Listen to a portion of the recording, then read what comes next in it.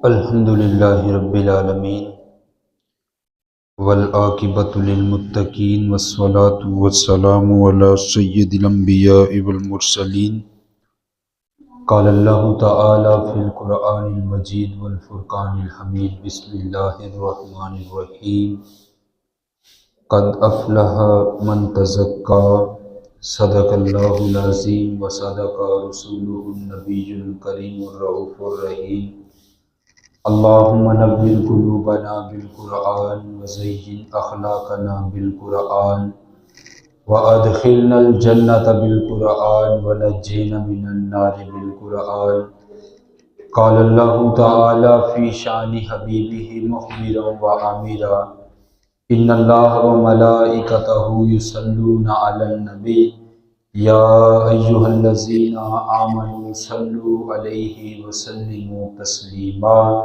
پڑھیے الصلاۃ والسلام علیک یا سیدی یا رسول اللہ وعلی آلک واصحابک یا سیدی یا نور اللہ۔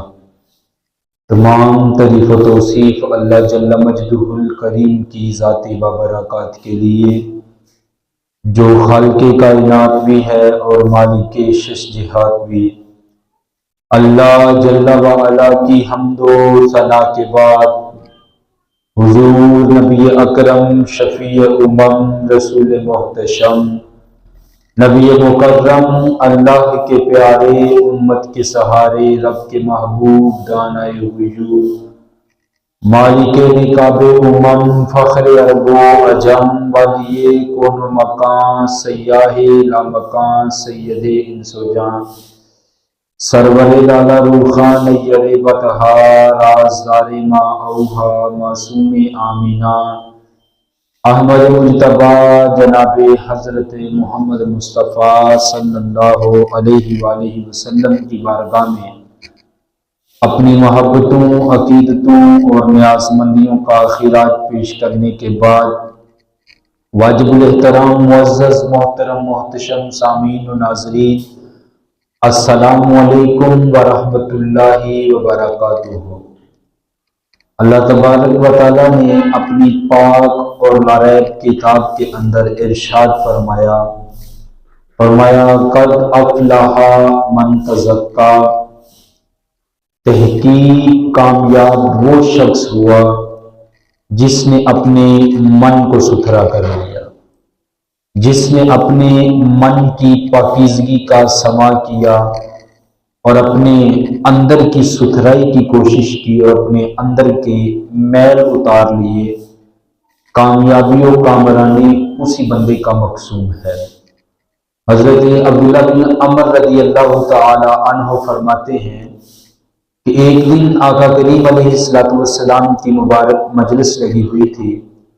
حضور علیہ السلام نے اپنے اصحابہ کو فرمایا میرے اصحاب جنتی دیکھنے کا شوق ہو تو دروازے پر دیکھو، اب جو بندہ دروازے سے اندر داخل ہوگا وہ جنتی شخص ہے۔ تو صحابہ کہتے ہیں کہ ہم تمام لوگوں کی نگاہیں مسجد کے دروازے پر جم گئی، ہم نے دیکھا تھوڑی دیر کے بعد ایک بزرگ تشریف لائے، تازہ آثار وضو ان کے چہرے سے حبیدہ تھے اور بائیں ہاتھ میں انہوں نے اپنا جوتا پکڑا ہوا تھا۔ وہ آئے اور ایک طرف آ کر کے بیٹھ گئے، مجلس برخاست ہوئی۔ دوسرے دن پھر حضور کی مجلس لگی، حضور علیہ السلام نے پھر کہا کہ میرے اصحاب جنتی دیکھنے کا شوق ہو تو دروازے پر دیکھو، جو شخص اب دروازے سے اندر داخل ہوگا وہ جنتی شخص ہے۔ حضرت عبداللہ بن عمر کہتے ہیں ہم سب لوگوں کی نگاہیں پھر دروازے پر ٹک گئی، پھر وہی شخص آیا اور بائیں ہاتھ میں اس نے اپنا جوتا پکڑا ہوا تھا، تازہ آثار وضو اس کے چہرے سے نمایاں تھے، اور آ کر کے حضور علیہ السلام کی مجلس میں بیٹھ گیا۔ تیسرے دن پھر حضور نے کہا، پھر وہی شخص جو ہے وہ اندر داخل ہوا، مجلس برخاست ہوئی، لوگ گھروں کو جانے لگے۔ حضرت عبداللہ بن عمر کہتے ہیں میں ان بزرگوں کے پیچھے ہو گیا، جب وہ اپنے گھر کے دروازے پر پہنچے تو میں نے ان کو کہا کہ کسی معاملے میں میرے باپ سے کوئی لڑائی ہو گئی ہے، تو وہ 3 راتیں آپ کے پاس جو ہے وہ گزارنا چاہتا ہوں، تو کیا آپ مجھے 3 راتیں اپنے پاس ٹھہرنے کی اجازت نہیں دے دیتے؟ تو انہوں نے کہا کہ اگر آپ نے رہنا ہے تو آ جائے۔ اب کہتے ہیں شام کا وقت ہوا، چارپائی لگا دی گئی، میں چارپائی پہ لیٹا، اپنے اوپر میں نے چادر لے لی اور ان بزرگوں کو تاثر یہ دیا کہ میں سو رہا ہوں، لیکن وہ کہتے ہیں حقیقت میں جاگ رہا تھا۔ میں دیکھنا چاہتا تھا کہ یہ بزرگ ایسے کون سے عمل کرتے ہیں کہ 3 دن جنت کی بشارت دی گئی اور یہی اس دروازے سے داخل ہوئے۔ کہتے ہیں رات کے وقت میں نے ان کا کوئی خاص عمل نہیں دیکھا، ہاں ایک عمل دیکھا، جب وہ جو ہے کروٹ بدلتے تھے تو کروٹ بدلنے کے اوپر اپنے رب کے نام کی جو ہے وہ تسبیح کہا کرتے تھے۔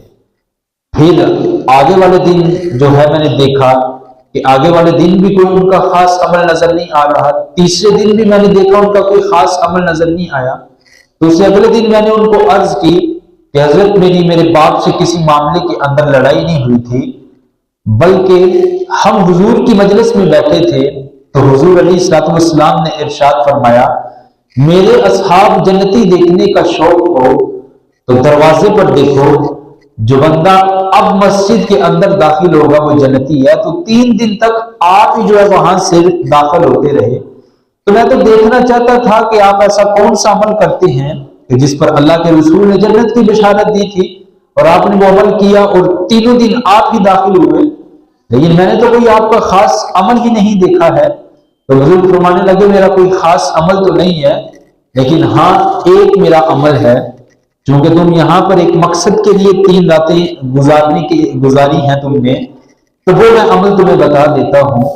اور وہ عمل یہ ہے کہ میرے سینے میں جو دل رکھا گیا ہے، اس دل میں کسی مومن کا بغض نہیں رکھا گیا، کسی مومن کے لیے حسد نہیں رکھا، کسی مومن کے لیے جو ہے وہ کینہ نہیں رکھا۔ جب انسان کا دل صاف ہو جاتا ہے تو پھر انسان جو ہے وہ کامیابی و کامرانی کی منازل طے کرتا چلا جاتا ہے۔ جب یہ دل صاف ہوگا تو اس دل میں جمال یار ہی نظر آئے گا، لیکن جب یہ دل گدلا ہو جاتا ہے تو پھر اس آئینے کے اندر ہر بندہ ہی جو ہے وہ گدلا دکھائی دینا شروع کر دیتا ہے۔ تو جب آپ کے دل کی اصلاح ہوگی تو پھر کامیابی و کامرانی آپ کا مقصود ہوگی۔ لیکن آج ہم نے اپنے دل میں حسد پال رکھا ہے، بغض پال رکھا ہے، کینہ پال رکھا ہے، شریکہ برادریاں ہماری الگ سے ہیں اور باہمی رقابتیں ہماری الگ سے ہیں، لوگوں کے ساتھ دشمنیوں کے بت ہم نے الگ سے پال رکھے ہیں، اور اسی طرح نفرتوں کے شیشناک الگ سے جو ہے وہ بگاڑتے ہوئے ہمیں دکھائی دیتے ہیں۔ ہماری زندگی کی تلخیاں ان چیزوں نے جو ہے وہ بڑھا دی ہیں، ہماری زندگی کو تلخ کر کے رکھ دیا ہے۔ جو ایک سکون میسر آنا تھا وہ سکون انہوں نے لوٹ لیا ہے۔ اگر ہم چاہتے ہیں کہ ہماری زندگی خوبصورت ہو، ٹینشن فری زندگی گزارنا چاہتے ہیں، تو پھر ہمیں اپنے دل کو مصفا کرنا ہوگا، اپنی اندر کی دنیا کو مزکا کرنا ہوگا۔ جھاڑو لے کر کے کوئی دل نظر میں بھی تو آئے، یہاں پر آ کر کے بھی تو کوئی جھاڑو لگائے۔ گلیاں تو سنوار کے رکھتے ہو، گھروں میں تو جھاڑو لگاتے ہو، کوئی جھاڑو دل کی گلی میں بھی تو لگاؤ۔ گھروں میں تو چراغاں کرتے ہو، کوئی چراغاں جو ہے، کوئی دیا جو ہے وہ اس دل کے اندر بھی تو لگاؤ نا۔ جب تم اس دل کے اندر چراغاں کرو گے، جب اہل ایمان کے لیے تمہارے دل نرم ہو جائیں گے، جب تم پیار اور محبت اور بھائی چارے سے رہنا شروع ہو جاؤ گے، تو پھر دیکھنا عرش کا رحمان تمہارے اوپر رحمتیں کتنی نازل فرماتا ہے۔ لیکن اس کے لیے شرط یہ ہے کہ ہمارا دل جو ہے وہ صاف ہونا چاہیے، اس میں کسی کے لیے حقد، بغض اور کینہ نہیں ہونا چاہیے۔ اگر یہ دل صحیح ہے تو ہمارا پورا بدن ہی ٹھیک ہے، لیکن اگر یہ دل نہیں نا ٹھیک ہے تو پھر ہمارا پورا بدن ہی خراب ہے۔ آقا کریم علیہ الصلوۃ والسلام نے ارشاد فرمایا الا فی الجسد المضغہ، فرمایا سنو انسان کے جسم میں گوشت کا ایک ٹکڑا رکھا گیا ہے، اذا صلحت صلح الجسد کلہ واذا فسدت فسد الجسد کلہ۔ حضور نے فرمایا جب وہ ٹکڑا ٹھیک ہوتا ہے تو پورا بدن ہی ٹھیک ہوتا ہے، اور جب وہ ٹکڑا خراب ہو جاتا ہے تو پھر پورا کا پورا بدن ہی خراب ہو جاتا ہے۔ اور ارشاد فرمایا الا وہی القلب، سنو انسان کے جسم کے اندر اس گوشت کے ٹکڑے کا جو نام رکھا گیا ہے وہ دل رکھا گیا ہے۔ تو یہ دل اگر ٹھیک ہو جائے گا تو پھر پورا بدن ہی ٹھیک ہو جائے گا۔ لیکن دل کی اصلاح سے ایک بندے کی اصلاح ہوتی ہے، ایک بندے کی اصلاح سے معاشرے کی اصلاح ہوتی ہے، اور ایک معاشرے کی اصلاح سے ایک اچھی اور خوبصورت زندگی کا تصور ابھرتا ہے جو میرا اور آپ کا مقصود ہے۔ لیکن ہم نے اپنے دل کو نفرتوں کے الاؤ کے اندر رکھا ہوا ہے۔ اللہ کسی کو دولت دے دیتا ہے، کسی کو شہرت دے دیتا ہے، کسی کو عزت دے دیتا ہے، کسی کو مال دے دیتا ہے، تو اس کو دینے والی ذات تو اللہ تبارک و تعالیٰ کی ذات ہے۔ ہم خامخواہ جو ہے وہ قہر و غضب کی آگ کے اندر جل رہے ہوتے ہیں، تو ہمیں چاہیے اپنے دل کو صاف کریں، اپنے دل کو جو ہے وہ مصفا کریں، اگر ہم چاہتے ہیں کہ ہماری یہ زندگی بھی آسان ہو جائے اور اخروی زندگی بھی آسان ہو جائے۔ بلکہ علامہ رومی علیہ السلام نے بڑی خوبصورت بات کہی، آپ فرماتے ہیں دل بدستاور کے حج یک برس، از ہزارہ کعبہ یک دل بہتر است، کعبہ برگاہ خلیل یتا ہست، دل گزرگاہ جلیل یک برس۔ علامہ رومی علیہ السلام کہتے ہیں کہ اس دل کو قابو میں کر لے تو یہ جو ہے وہ تیرا حج اکبر ہے، اور ہزار کعبوں سے ایک دل بہتر ہے، کیونکہ کعبہ حضرت ابراہیم خلیل کی گزرگاہ ہے اور دل رب جلیل کی گزرگاہ ہے۔ لیکن جو ہے ہم کعبے بھی چلے جائیں اور پھر بھی دل صاف نہ ہو، تو پھر کیا کسی نے خوبصورت بات کہی تھی کہ کعبے گیا گالنی مکدی جو دلوں نہ مکدی۔ جب دل جو ہے وہ صاف نہیں ہوگا تو کعبے میں بھی چلے جائیں گے تو پھر بات ختم نہیں ہوگی۔ تو ہمیں اپنے دل کو صاف کرنا چاہیے۔ دیکھیں صوفیہ جب کسی طریقت کے اندر کسی کو بیعت کرتے ہیں، شامل کرتے ہیں، تو سب سے پہلی توجہ حضرت انسان کے دل کے اوپر دیتے ہیں، اور صوفیہ دل کو کائنات صغیر کا نام دیتے ہیں۔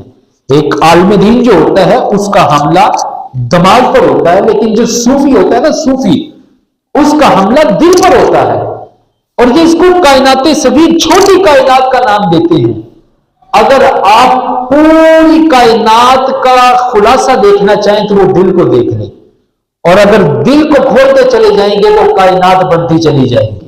بچے بیڑے بچے جیڑے بچے ونج مکانے ہو، 14 طبق دلے دے اندر تمبو وانگو ٹانے ہو۔ اس دل کو کائنات صغیر، چھوٹی کائنات کا نام دیا گیا ہے۔ اقبال نے بھی کہا تھا نا کہ خود ہی کا نشیمن تیرے دل میں ہے۔ اقبال کہتا ہے اتنی بڑی کائنات حضرت انسان کے دل کے اندر سمو کر کے رکھ دی گئی ہے، اب اتنی بڑی کائنات دل کے اندر کیسے آ سکتی ہے؟ تو آپ جانتے ہیں کہ اقبال نے جب بھی شاعری کیا تو دلیل سے شاعری کی ہے۔ اقبال کہتا ہے خودی کا نشیمن تیرے دل میں ہے، فلک جس طرح آنکھ کے دل میں ہے، کہ یہ جو ہماری آنکھ ہے، یہ ساری آنکھ کے اندر روشنی رکھی گئی، اس کے اندر 2 سیاہ دائرے ہیں، اس میں بھی روشنی رکھی گئی۔ ان سیاہ دائروں کے اندر تل کے برابر 2 سیاہ دائرے ہیں، اس کے اندر روشنی رکھی گئی ہے۔ لیکن جب ہم وہ تل کے برابر دانوں سے جو ہے وہ دائروں سے اپنی نظر کو اٹھاتے ہیں تو پورا آسمان ہماری نظروں میں سمو کر کے رکھ دیا جاتا ہے۔ تو جس طرح ایک چھوٹے سے تل کے اندر پوری کائنات کو سمو کر کے رکھ دیا گیا ہے، اسی طرح حضرت انسان کے دل کے اندر بھی پوری کائنات کو سمو کر کے رکھ دیا گیا ہے۔ تو یہ دل جو ہے یہ کائنات صغیر ہے۔ اگر آپ نے اپنے اس دل کی اصلاح کر لی نا تو پھر آپ کامیاب ہیں۔ تو فرمایا قد افلح من تزکا، تحقیق کامیاب وہ شخص ہوا جس نے اپنا تزکیہ نفس کیا، جس نے اندر کے میل دور کیے، اندر کی فضولتیں دور کی، جس نے اپنے دل کے اندر جھاڑو لگایا۔ فرمایا حقیقی کامیابی اور کامرانی اسی کا مقصود ہے۔ لیکن اگر دل میلا ہے نا، دل گدلا ہے، تو پھر اس دل کے ذریعے آپ جس کو بھی دیکھیں گے وہ چہرہ آپ کو گدلا ہی دکھائی دے گا۔ آپ شیشے کے مزاج کو سمجھتے ہیں کہ شیشہ جو ہوتا ہے نا، شیشہ آئینہ جس کو ہم بولتے ہیں، اگر وہ بالکل صاف ستھرا ہونا، رنگ کا کالا شخص بھی سامنے آ کر کے کھڑا ہو جائے تو اس کا چہرہ بڑا شفاف دکھائی دیتا ہے، کیونکہ وہ آئینہ بالکل صاف ہے۔ لیکن ایک بندہ بیوٹی پارلر سے تیار ہو کر کے آیا ہے اور शीशा जो लगा हुआ है, आईना जो लगा हुआ है, उसके ऊपर दाग लगे हुए हैं और वो अपने चेहरे को उस दागदार जो है वो शीशे के अंदर दिखेगा, तो आप जानते हैं कि वही दाग उसके चेहरे पर भी नजर आएंगे। इसी तरह हजरत इंसान के दिल का मामला ये भी आईने की तरह है।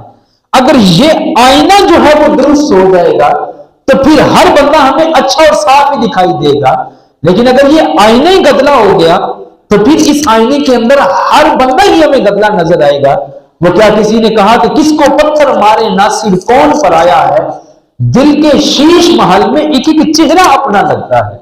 जब दिल मोहब्बत की आवाज का बन जाता है ना, तो फिर उम्मत वाहिदा का तसव्वुर उमड़ करके सामने आता है। आज मैं और आप जहां पर खड़े हुए हैं, अगर हुजूर का दीन जिस तरह हमें दिया गया था उस अंदाज के अंदर उस पर अमल करते तो क्या उम्मत वाहिदा का सबक ना पड़ती? जिस जगह पर मैं और आप खड़े हैं, आज अगर हमने उस मोहब्बत की अमाजगाह के अंदर दाखला लिया होता, उस मोहब्बत की दरसगाह के अंदर दाखला लिया होता, तो क्या उम्मत वाहिदा का तसव्वुर उमड़ करके सामने ना आता? लेकिन आज हम हसद के अंदर मुब्तला हो गए, जिसका अमली तौर पर मुजाहिरा क्या हुआ कि उम्मत 72-73 फिरकों के अंदर बट गई। वो सरदार इब्राहिम ज़ौक़ ने बड़ी खूबसूरत बात कही थी। उसने कहा था, हफ्ता दो तरीक हसद के आदत से है, अपना ये तरीक के बाहर इस आदत से है। उसने कहा कि अगर हसद के हरूफे अबजद निकाले जाएं तो 72 बनते हैं, और इस वक्त उम्मत जो 72 फिरकों के अंदर बटी हुई है सिर्फ हसद की वजह से बटी हुई है। और वो आगे कहता है अपना ये तरीके बाहर इस आदत से है। वो कहता है हमारा तो तरीकेकार ये, हम हसद की आदत से बाहर है, हम तो उम्मत वाहिदा की बात करने वाले हैं, हम तो हुजूर के दीन की बात करने वाले हैं। तो अगर हम चाहते हैं कि ये उम्मत वाहिदा बन जाए तो इसकी बुनियाद दिल की इस्लाह है कि हम अपने दिल की इस्लाह कर लें। बल्कि कुरान ने भी बयान किया नबी का मनसब युअल्लिमुहुमुल किताब वल हिकमत व युज़क्कीहिम, कि नबी इनको किताब और हिकमत की तालीम देते हैं और इनका तज़किया नफ्स करते हैं, इनके अंदर की पाकी का समा करते हैं। तो मुझे और आपको चाहिए कि हम अपने दिल की जो है वो पाकी का समा करें। तो फरमाया कद अफ़लह मन तज़क्का, तहकीक कामयाबी उस बंदे के हिस्से में आई जिसने अपने दिल को साफ किया। जब इंसान अपने ज़ाहिरी अज़ा के साथ साथ अपने बातन के अज़ा है ना, उनका भी तज़किया शुरू कर देता है ना, तो फिर इंसान कामयाबी की राहों पर जो है वो विराजमान हो जाता है और वो ये सफर तय करना शुरू कर देता है। लेकिन अगर ये वाला मामला नहीं होता तो फिर बंदा कामयाबी की राहों पर कभी भी गामज़न नहीं हो सकता। इंसान के कुछ जाहिर के अज़ा हैं, कुछ बातन के अज़ा हैं। जाहिर के अज़ा में उसकी आंख आ जाती है, उसकी जुबान आ जाती है, बातन के अज़ा में उसका दिल आ जाता है, उसका दिमाग आ जाता है।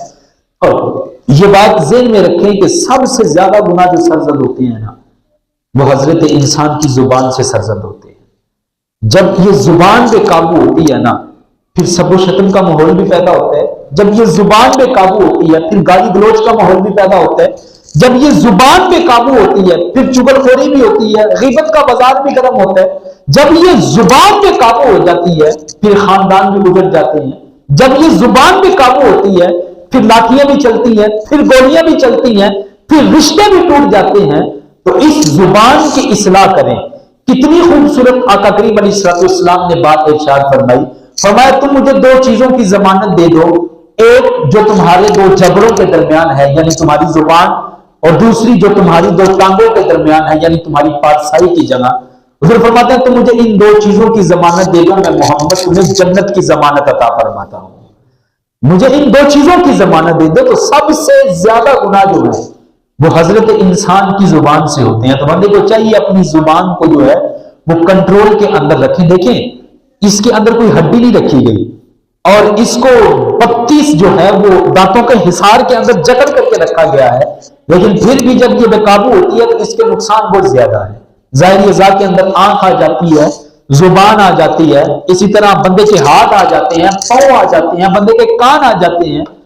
अब बंदा देखे मेरी आंख जिना तो नहीं करती, बंदा ये देखे कि मेरा ये हाथ किसी के ऊपर जुल्म तो नहीं करता, ये देखे कि मेरे जो कान है वो किसी की गिबत तो नहीं सुनते, बुराइयां तो नहीं सुनते। बंदा ये देखे कि मेरा उठने वाला कदम मुझे ऐसी जगह पर तो नहीं लेकर के चला जाता है। جہاں پر میرا رب مجھ کو نہیں دیکھنا چاہتا، بلکہ صوفیاء نے تقوی کی تعریف ہی یہ کی ہے، تو جہاں پر اللہ تبارک و تعالیٰ تمہیں دیکھنا چاہتا ہے تم وہاں پر پائے جاؤ، اور جہاں پر تمہیں نہیں دیکھنا چاہتا وہاں پر تم نہ پائے جاؤ، یہ تقوی ہے۔ اور جہاں تمہارا رب تمہیں دیکھنا چاہتا ہے وہاں نہ پائے جاؤ، اور جہاں نہیں دیکھنا چاہتا وہاں پر تم بھاگ بھاگ کر کے جاؤ، تو یہ تمہارا تقوی نہیں ہے، تم پھر متقی نہیں ہو، تم پرہیزگار نہیں ہو۔ تمہارا رب تمہیں 5 وقت مسجد کے اندر دیکھنا چاہتا ہے، اسی لیے 5 مرتبہ صدا آتی ہے، حی علی الصلاۃ حی علی الفلاح، آؤ کامیابی کی طرف، آؤ نماز کی طرف۔ لیکن جہاں ہمارا رب ہمیں دیکھنا چاہتا ہے، مسجد میں دیکھنا چاہتا ہے، ہم نماز کے وقت وہاں حاضر نہ ہو، اور جہاں ہمارا رب ہمیں نہیں دیکھنا چاہتا وہاں بھاگ بھاگ کر کے جائیں، اور پھر کہیں کہ ہمارے رب کی رحمتیں ہمارے اوپر نازل نہیں ہوگی، ہم دنیا میں ذلیل و رسوا ہو رہے ہیں۔ جب میں کہتا ہوں الہی میرا احوال دیکھ، حکم ہوتا ہے کہ اپنا نامہ اعمال دے، پھر ہم کہتے ہیں کہ ذلیل و رسوائی جو ہے وہ ہمارا مقدر بنی ہوئی ہے، وہاں پر تو ہم جاتے نہیں جہاں پر ہمارا رب ہمیں دیکھنا چاہتا ہے۔ تو فرمایا کامیابی اس بندے کا حصہ بنی، اس بندے کا مقصود ہے جس بندے نے اپنا تزکیہ نفس کیا، ظاہری اعضاء کا تزکیہ کرے، باطنی اعضاء، دل و دماغ پر قابو رکھے، دل کو حسد سے محفوظ رکھے، دماغ کو تکبر سے محفوظ رکھے، اور یہ بات ذہن میں رکھے اس کائنات کے اندر سب سے پہلا گناہ جو ہوا تھا نا وہ اس تکبر کی وجہ سے ہوا تھا۔ ابا واستکبر وکان من الکافرین، انکار کیا اس نے، تکبر کیا اور کافروں میں سے ہو گیا۔ جب اللہ نے حضرت آدم کے لیے عزازیل کو سجدے کا حکم دیا کہ میرے شاہکار کو سجدہ کر، اس نے کہا انا خیر منہ، میں اس سے بہتر ہوں۔ جب سجدے کا حکم دیا نا کہ میں نے تجھے سجدے کا حکم دیا تھا، تو نے سجدہ ہی نہیں کیا، تو دلیل لے کر کے کھڑا ہو گیا کہ انا خیر منہ، میں اس سے بہتر ہوں، خلقتنی من نار وخلقتہ من طین، تو نے مجھ کو جو ہے وہ آگ سے پیدا کیا اور آدم کو مٹی سے پیدا کیا، اور آگ افضل ہے، مٹی مفضول ہے۔ آگ کو زمین پر بھی جلاؤ تو وہ اوپر کی طرف جاتی ہے، اور مٹی کو آسمان سے بھی پھینکو تو وہ نیچے کی طرف آتی ہے، تو لہذا آگ افضل ہوئی، مٹی مفضول ہوئی، آگ اعلیٰ ہوئی، مٹی ادنا ہوئی۔ کبھی اعلیٰ نے بھی ادنا کو سجدہ کیا، کبھی افضل نے بھی مفضول کو سجدہ کیا، یہ اس کا اپنا ایک اختراع تھا، ایک گھڑی ہوئی بات تھی، ورنہ مٹی افضل ہی ہے، مٹی آگ سے افضل ہے۔ اس کی ایک سادی سی مثال آپ دیکھ لیں کہ آپ آگ کے اندر اپنی امانت کو رکھیں گے تو کیا وہ امانت محفوظ رہے گی؟ وہ اس کو جلا کر کے راکھ کر دے گی۔ لیکن اگر آپ مٹی کے اندر اپنی امانت کو رکھیں گے تو وہ آپ کی امانت کو محفوظ کرے گی۔ تو وہ اس کا محض ایک اختراع تھا، خیال تھا، گمان تھا کہ مٹی جو ہے وہ افضل نہیں ہو سکتی، آگ ہی افضل ہے، تو لہذا میں کیوں آدم کو سجدہ کروں؟ لیکن اس نے یہ نہ دیکھا کہ یہ میرے رب کا حکم تھا۔ اللہ تبارک و تعالیٰ چاہتا تو اس کی ان دلیلوں کو توڑ کر کے رکھ دیتا، لیکن رب تبارک و تعالیٰ نے کوئی جواب نہیں دیا، کہا کہ فخرج منہا، میری جنت سے نکل جا، میں نے تجھ کو سجدے کا حکم دیا اور تو دلیلیں لے کر کے کھڑا ہو گیا، اور ایک قانون اور ضابطہ دیا کہ جو بدتمیز ہوتے ہیں ان سے بات تو نہیں نہ کی جاتی، ان کو کان سے پکڑ کے مجلس سے ہی باہر نکال دیا جائے، مجلس سے باہر نکال دیا جائے، ورنہ یہ شیطان جو ہے، عزازیل جو ہے، فرشتوں کا جو ہے وہ استاد تھا، معلم الملکوت تھا، کائنات کے چپے چپے پر اس نے سجدے کیے ہوئے تھے، لیکن اس نے ایک لمحے کے لیے اپنے آپ کو آدم سے بہتر جانا، تکبر کیا تو ذلیل و رسوا ہو گیا۔ اسی لیے علماء فرماتے ہیں کہ تکبر تو ایک لمحے کے لیے بھی اللہ کو پسند نہیں ہے۔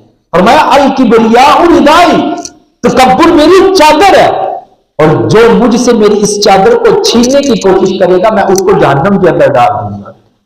تو ایک لمحے کے لیے بھی تکبر اللہ تبارک و تعالیٰ کو پسند نہیں ہے، بلکہ حضور علیہ السلام نے ارشاد فرمایا کہ حسد نیکیوں کو ایسے کھا جاتا ہے جیسے سوکھی ہوئی لکڑیوں کو آگ کھا جاتی ہے۔ تو ہمیں اپنے دل اور اپنے دماغ دونوں چیزوں کو جو ہے، دل کو حسد سے، دماغ کو تکبر سے محفوظ کرنا چاہیے۔ جب آپ اپنے ظاہری اور باطنی اعضاء کا تزکیہ کریں گے اور اللہ تبارک و تعالیٰ کے فرمان کے دائرے میں اپنی شخصیت کو لا کر کے کھڑا کر دیں گے تو پھر یہ زندگی بھی آسان ہوگی اور اخر بھی زندگی بھی آسان ہوگی۔ آگے ارشاد فرمایا کہ وَذَكَرَ اسْمَ رَبِّهِ، اور اپنے رب کے نام کا ذکر کیا۔ پہلے فرمایا کہ تحقیق کامیاب وہ شخص ہوا جس نے اپنا تزکیہ نفس کیا، دوسری بات کہی کہ اپنے رب کے نام کا ذکر کیا۔ ذکر ویسے یاد کرنے کو کہتے ہیں، اللہ کو یاد کرنے سے کیا مراد ہے؟ تو اللہ کو یاد کرنے سے مراد اس حوالے سے لکھنے والوں نے بہت کچھ لکھا۔ سب سے خوبصورت بات یہ لکھی گئی، حقیقت الذکری رفع الغفلہ، ذکر کی حقیقت یہ ہے کہ آدمی سے غفلت ظاہر ہو جائے۔ ہر وقت بندے کے ذہن کے اندر یہ بات رہنی چاہیے، میں کسی کا بندہ ہوں، کوئی ہے جو مجھے دیکھ رہا ہے، میرا بھی کوئی مالک موجود ہے۔ ہر وقت یہ بات اگر ذہن میں ہے نا آپ کے، آپ اگرچہ تسبیح پکڑ کے اللہ نہیں کر رہے تو آپ ذاکر ہیں، لیکن ہاتھ میں آپ کے تسبیح ہے اور آپ کا دل مستحضر نہیں ہے، تو جتنی مرضی اللہ ہو کہ آپ جو ہے وہ صدائیں لگاتے جائیں، آپ جو ہے وہ ذاکر نہیں کہلا سکتے۔ تو یہ احساس بندے کو، جب بندہ یہ احساس پیدا کر لیتا ہے نا کہ میرا اللہ مجھے دیکھ رہا ہے، تو پھر گناہ کا تصور مشکل ہی نہیں محال ہو جاتا ہے۔ اصل معاملہ پتہ ہے کیا معاملہ یہ ہے، ہم اپنی اصلاح کے اس باطنی سفر پر گامزن نہیں ہونا چاہتے، ورنہ اللہ تبارک و تعالیٰ نے ہم کو ایمان دیا ہے، اس ایمان کا ایک سرور ہے، اس ایمان کی ایک مٹھاس ہے جو ہر مومن کو ملتی ہے، لیکن آج وہ مٹھاس آ نہیں رہی۔ اس کی وجہ کیا ہے؟ اس کی وجہ یہ ہے کہ کچھ چیزیں ایسی آ گئی جنہوں نے دلوں کے اوپر آ کر کے پردے ڈال دیے ہیں، ورنہ اس کو حلاوت ایمان، ایمان کی مٹھاس کا نام دیا گیا ہے۔ جیب میں پیسے ہوں اس کا نشہ انسان کے دماغ میں ہوتا ہے یا نہیں ہوتا؟ پیسے جیب میں ہوتے ہیں، نشہ دماغ میں ہوتا ہے، یا جیب میں پیسے ہوں اس کا نشہ، سینے میں ایمان ہو اس کا کوئی نشہ نہیں ہے؟ اس کا بھی تو ایک نشہ ہے نا، تو وہ نشہ کیوں نہیں آتا، وہ سرور کیوں نہیں آتا، وہ لطف کیوں نہیں آتا؟ تو پھر ہمیں دیکھنا پڑے گا کہیں ہمارے دل میں حسد تو نہیں ہے، ہمارے دل میں بغض تو نہیں ہے، ہمارے دل میں کینہ تو نہیں ہے کہ جس کی وجہ سے وہ لطف نہیں آ رہا ہے۔ اور اللہ کا شکر ہے کہ لطف آئے یا نہ آئے، ہمارے اعمال صالح وہ اللہ تبارک و تعالیٰ قبول کرتا رہتا ہے۔ ورنہ ایک طبقہ ایسا ہے وہ کہتا ہے جب عبادت میں مزہ ہی نہیں آتا، سرور ہی نہیں آتا، لطف ہی نہیں آتا، تو کیا فائدہ ایسی عبادت کا؟ مزہ ہی نہیں اس میں آتا۔ حضرت محدث کچوچوی علی رحمہ سے کسی نے کہا تھا، حضرت نماز پڑھتے ہیں پھر بھی مزہ نہیں آتا، سرور نہیں آتا، لطف نہیں آتا، تو آپ نے کہا کہ اس کے باوجود پڑھتے ہو؟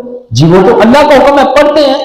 تو آپ جھومنے لگے، فرمانے لگے واہ واہ تم لطف کے نہیں، تم تو رب کے بندے ہو، تو تمہیں لطف نہیں بھی آتا تم پھر بھی نماز پڑھتے ہو۔ تو اگر ہمیں لطف نہیں بھی آتا پھر بھی ہمارے اعمال رب کی بارگاہ میں مقبول ہوتے ہیں، لیکن یہ کیفیت تو ہے نا کہ یہ کیفیت ہمیں ملنی چاہیے۔ کیوں نہیں مل رہی؟ ان چیزوں کی طرف ہم دھیان دیں کہ ایسی کون سے موانع ہیں، ایسی کون سی چیزیں ہیں جو ہمیں لطف نہیں آنے دیتی۔ اور آگے ارشاد فرمایا فصلہ، اور نماز پڑھی۔ سب سے پہلی بات کی کہ کامیاب وہ ہوا جس نے اپنا تزکیہ نفس کیا، دوسری بات کہی کہ جس نے اللہ کے ذکر کی چوٹ لگائی، اور تیسری بات کہی فصلہ، اس نے نماز پڑھی۔ یہ وہ چیز ہے کہ عملی طور پر اگر بندہ اس کے اوپر عمل پیرا ہوتا ہے تو پیچھے والی دونوں چیزوں کے اوپر وہ بندہ پورا عمل پیرا ہوتا ہے۔ لیکن اگر بندہ نماز نہ پڑھے اور جتنے مرضی دعوے کرتا رہے کہ میرے دل کے اندر حسد بھی نہیں ہے، بغض بھی نہیں ہے، کینہ بھی نہیں ہے، میں اللہ کا ذکر بھی کرتا ہوں، لیکن نماز نہیں پڑھتا، یہ نماز وہ عملی مشق ہے جو آگے والے بندے کو یہ تاثر دیتی ہے کہ اس بندے کے دل میں حسد بھی نہیں ہے، بغض بھی نہیں ہے، کینہ بھی نہیں ہے، یہ اللہ کا ذکر بھی کرتا ہے، ہر وقت اللہ کو یاد رکھتا ہے۔ اسی لیے تو 5 نمازیں پڑھنے کے لیے مسجد کے اندر آ جاتا ہے، تکبیر اولیٰ بھی اپنی قضا نہیں ہونے دیتا۔ تو یہ وہ چیز ہے عملی طور پر جو بندے کو جو ہے وہ احکامات کے دائرے کے اندر لا کر کے کھڑی کر دیتی ہے۔ دیکھیں نماز کسی بھی حالت میں معاف نہیں ہے، مرد و عورت کے اوپر فرض قرار دی گئی ہے 5 مرتبہ، سفر کے اندر بھی اس کو مختصر تو کیا گیا ہے لیکن چھوڑنے کی اجازت وہاں پر بھی نہیں ہے۔ جنگ کی حالت میں بھی نماز پڑھنے کی تلقین کی گئی ہے کہ وہاں پر بھی صلاۃ الخوف پڑھی جائے گی۔ تو نماز ایک اتنا اہم فریضہ ہے کہ جس کو کسی بھی حالت میں چھوڑنے کی اجازت نہیں ہے۔ اب نماز ہے کیا؟ تو اللہ تبارک و تعالیٰ نے ارشاد فرمایا وَأَقِمِ الصَّلَاةَ لِلذِّكْرِ، نماز کو میرے ذکر کے لیے قائم کرو، یعنی نماز قائم کرنا گویا کہ تم میرا ذکر کر رہے ہو، تمہیں یاد ہے کہ کوئی ہے ذات جو مجھے دیکھ رہی ہے، اسی وجہ سے تو میں 5 وقت جو نماز پڑھنے کے لیے مسجد کے اندر آتا ہوں۔ تو یہ وہ چیز ہے جو انسان کو فرمان الہی کے دائرے سے باہر نہیں نکلنے دیتی۔ اور آگے ارشاد فرمایا بل توسرون الحیات الدنیا والآخرۃ خیر وابقی، بلکہ تم جیتی جاگتی دنیا کے پیچھے ہی بھاگو گے اور حالانکہ آخرت بہتر بھی ہے اور دائمی بھی ہے۔